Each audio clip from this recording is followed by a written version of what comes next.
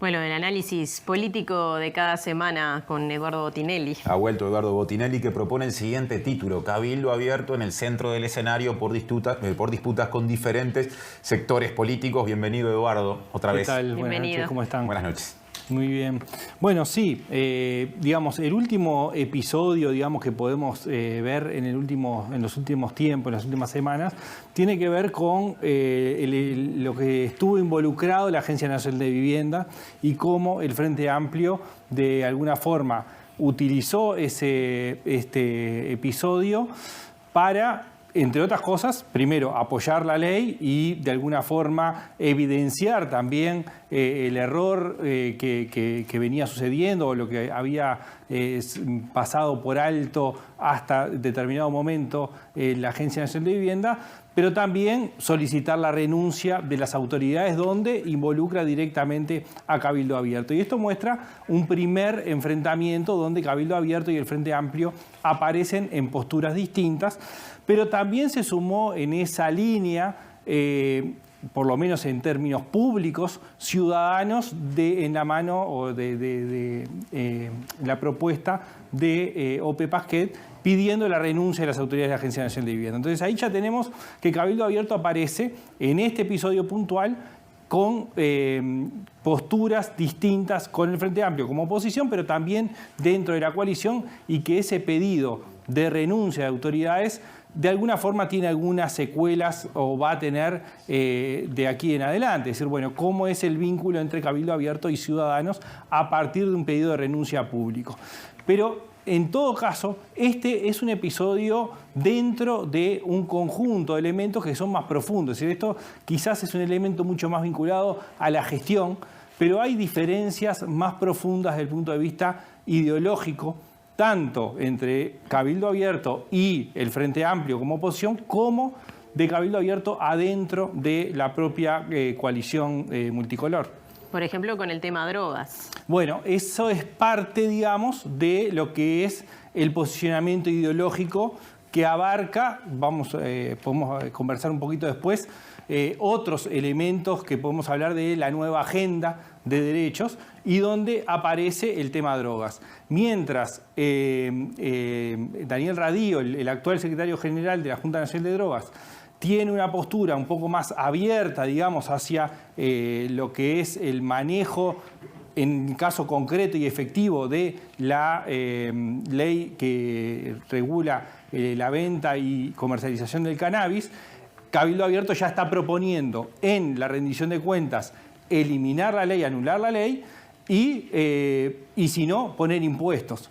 Pero también tiene que ver con la concepción sobre el conjunto de elementos vinculados a el tráfico y hacia las políticas de drogas mucho más restrictivas en términos de cómo atacar esa guerra contra el consumo, y también en una visión de la necesidad de generar conciencia, sobre todo enfocada en los jóvenes, sobre los daños que provocan el consumo de drogas. Es decir, hay de los dos lados, desde la represión y desde una campaña de información o una demanda de ese tipo de información, que también posiciona en un lugar distinto, en este caso Cabildo Abierto con el representante del Partido Independiente. Además de estas diferencias, identificás otras entre Cabildo Abierto y el Frente Amplio, pero también entre Cabildo Abierto y sectores del gobierno, o sea, partidos que forman parte como Cabildo Abierto de la coalición de gobierno. ¿Qué ejemplos podés mencionar?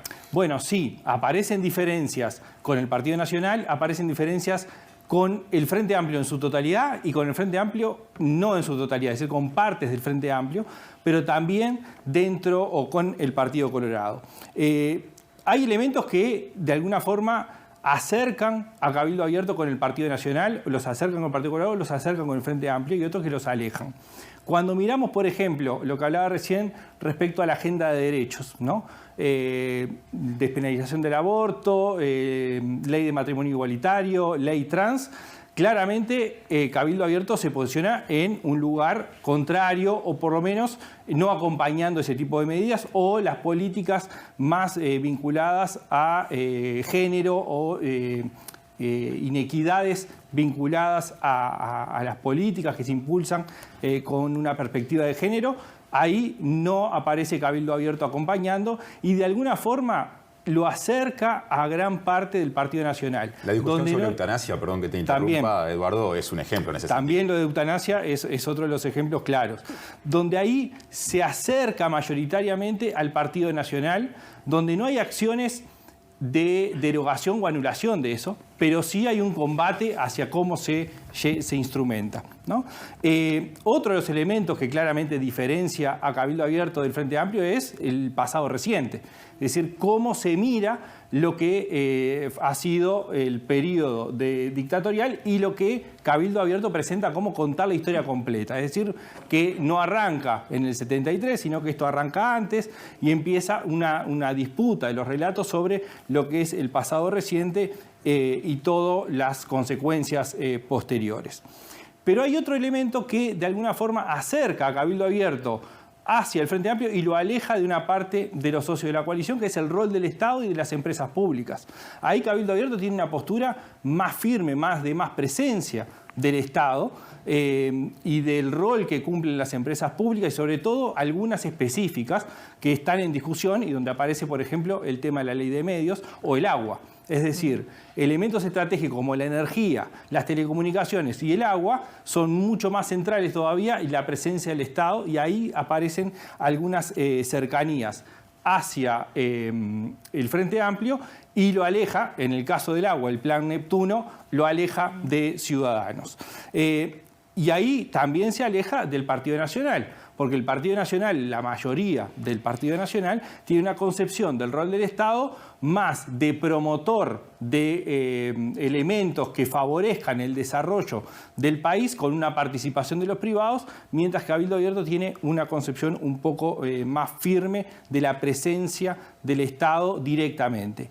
Y el otro elemento que aparece distanciándolo, primero del Partido Nacional y lateralmente del Frente Amplio, tiene que ver con la defensa de lo nacional, digamos, ¿no? De la empresa nacional y en contraposición a la extranjerización y los capitales extranjeros.